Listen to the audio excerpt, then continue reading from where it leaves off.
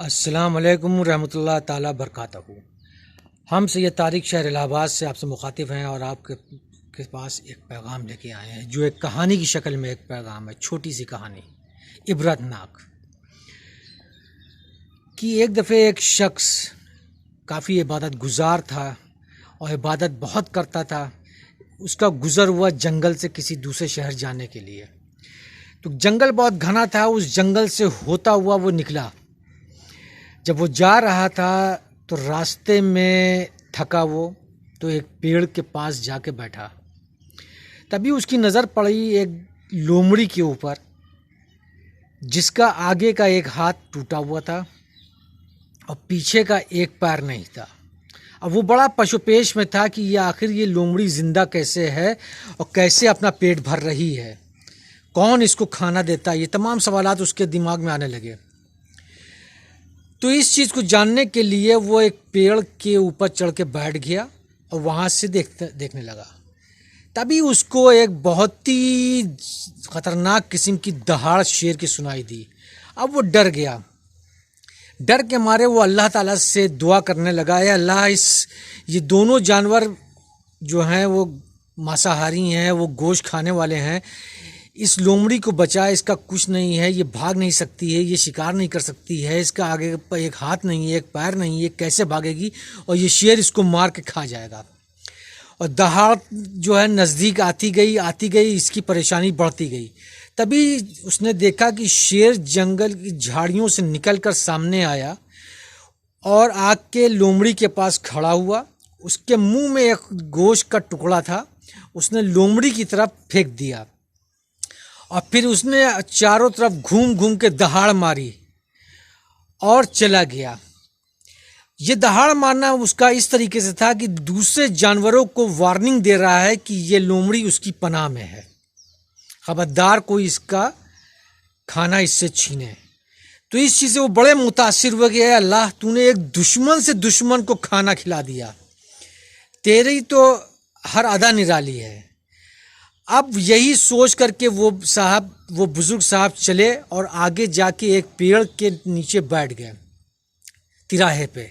उन्होंने सोचा कि अब इधर से कोई ना कोई गुजरेगा, वो अब हमें भी खाना दे के जाएगा और हम अपना इबादत में लगे रहेंगे, हमें खाना मिल जाएगा। और वो इसी फिराक में वो बैठे रहे।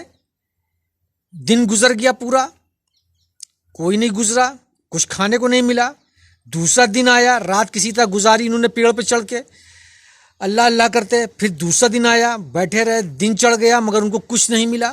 तभी उन्होंने अल्लाह ताला से फरियाद की, ए अल्लाह तू तो दुश्मन को दुश्मन से खाना खिला देता है, तूने उस अपाहिज लोमड़ी को उसके दुश्मन शेर से खाना खिला दिया। मैं तेरा एक नेक बंदा हूं और मुझको तू नहीं दिया, मेरे लिए कोई इंतज़ाम तूने नहीं किया। ये बोल ही रहे थे, तभी एक बहुत खौफनाक आवाज़ जंगल में गूंजी और वो आवाज़ ये थी कि ऐ बंदे, तू लोमड़ी क्यों बनना चाहता है, तू शेर क्यों नहीं बनना चाहता।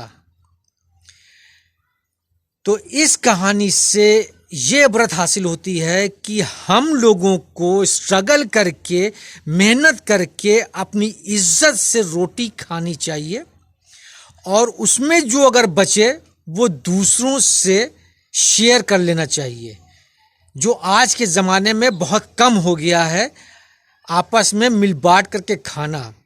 क्योंकि हमें डर रहता है कि पता नहीं कल हमें खाना मिलेगा कि नहीं मिलेगा, क्योंकि हमें ज़्यादा भरोसा खुद पे है, अल्लाह पे भरोसा नहीं है। इसलिए हम खाना इकट्ठा करने की सोचते हैं, न तकसीम करके खाने की।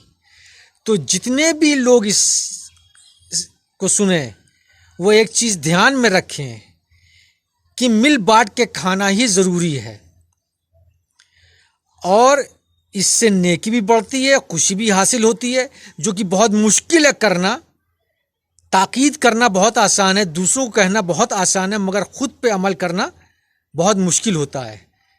मगर इंसान को हमेशा शिकारी बनना होगा, नहीं बनेगा शिकारी तो वो शिकार हो जाएगा।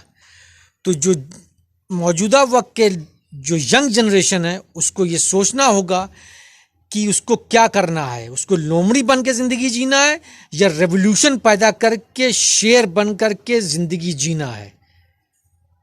शुक्रिया। इसको अगर दिल करे तो आगे फॉरवर्ड करिए, वो आपके ऊपर है। अस्सलाम वालेकुम रहमतुल्लाह ताला बरकातहू।